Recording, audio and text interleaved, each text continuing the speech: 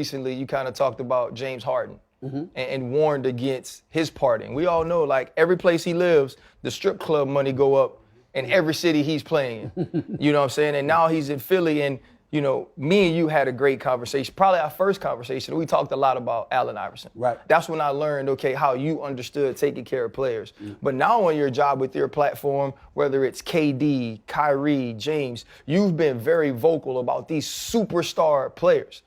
Where is the space in between that of saying, okay, I'm still going to protect these guys, I'm going to hold them accountable, but I'm also going to do my job because I'm as big of a star in my world as they are in theirs? Well, it depends, again, on a case-by-case basis. Like, for example, I wasn't getting on James Harden about the strip club. I was getting on him about shooting 3 for 17 and then going to the strip club. There's a difference. You can't have Kyrie Irving roll up in the Wells Fargo Center in Philadelphia. The brother don't like you. He happy that you gone from the team you just left that he was on, all right? He essentially called you out. You sat up there and act like you didn't give a damn, that you were just happy and relieved to be away from him. And y'all collide for the first time. And opening tip-off, he waves them off. I got him. And he guards you. You got to respond to that damn challenge. That's a man thing right there. You can't back down. And to shoot 3 for 17, now that's bad. That's very, very bad. It's 18%. Yeah. That's very, very bad. Terrible. Okay? And to lose by 29, it's terrible. But to go out and party after that? Nah. But What about therapy? No. There's your job. And then there's extracurricular activities, Stephen A. No, there's teachers that do a terrible job and they can go have a good time. Right. There's police officers that don't write no tickets. They go have. Why, when an athlete plays bad, can he not go enjoy his time off? Well, the first order of business is that you got to really want the answer to that question before you ask it, because I'm not sure you want it. I want it. Teachers don't command an audience of 19,000 plus to pay tickets to walk through a turnstile and watch you perform. Professional athletes do. And so what you have to understand is that, of course, he has the right to do it. Nobody's questioning that. Yeah. I don't mean can't in a literal sense. Figuratively speaking, it's a horrible look. And here's the reason why. Because the fans have to know you care as much as they do. That's the key. See, when Allen Iverson was in Philadelphia, ain't nobody partied more than him. Here's the difference. Allen Iverson usually performed. And the brother had a heart of a lion. And we saw this miniature dude going into the land of giants and challenging them every single night. Show out. James Harden is bigger. James Harden is stronger. He's a 4-time league scoring champion. He's a former league MVP who got called out by another superstar in the league who called him washed up. Then showed up in your house and said, essentially, I'm going to bust your ass. Yeah. And then did it. When that happens to you and you go out partying, the fans ain't going to love you that much no more. And what I was saying to James Harden was, I'm not holding it against you. Please understand you're less than a week removed from saying, I love Philadelphia. It's my kind of town. It feels like home. I was saying to him, that ain't going to last if you play like that and you partying.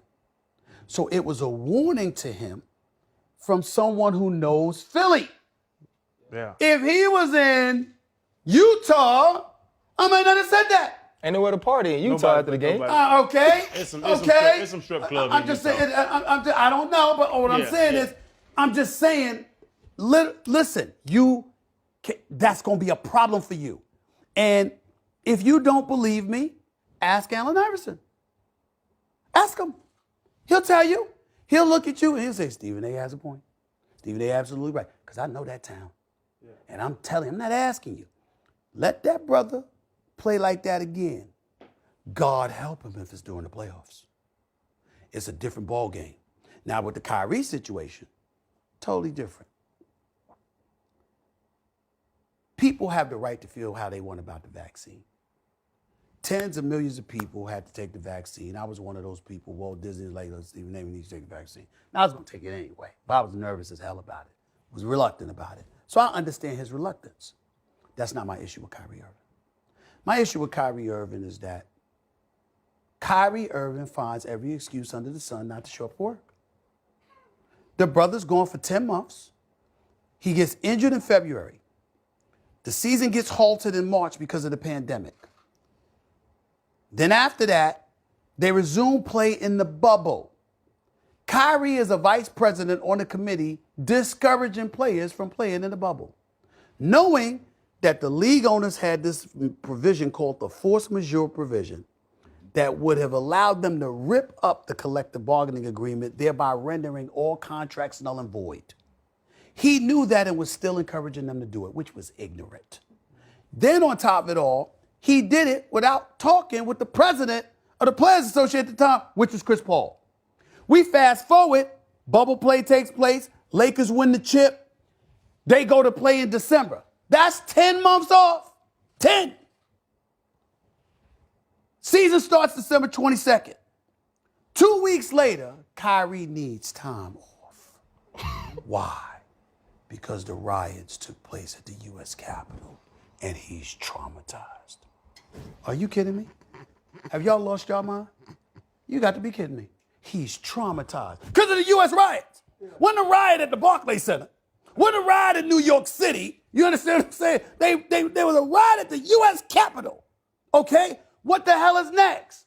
The Palestinians bombed the Israelis and you gonna take time off because of that? He was hurt. You know, I mean, really? He's hurt. You understand what I'm saying? The war in Afghanistan, I mean, Al-Qaeda comes out of nowhere. That's gonna be a reason. Ukraine, we ain't joking about this stuff. Ukraine, I swear to you, my hand on the Bible. When Ukraine got bombed by Russia, I thought Kyrie was gonna take off for that. Oh. I ain't lying. I thought he was gonna take off for that. I sat up there, I went on first take, I went like this. I wanna see if he's gonna take off. I wanna see if he's gonna take off. That's exactly what I did. I want to see because there's always an excuse. And I'm saying this brother is a superstar. He's box office. And the city of Brooklyn, the borough of Brooklyn doesn't even get to watch him play. Now he could say it's because of the mandate, which is partially true, but the other side to that is you elect not to take it.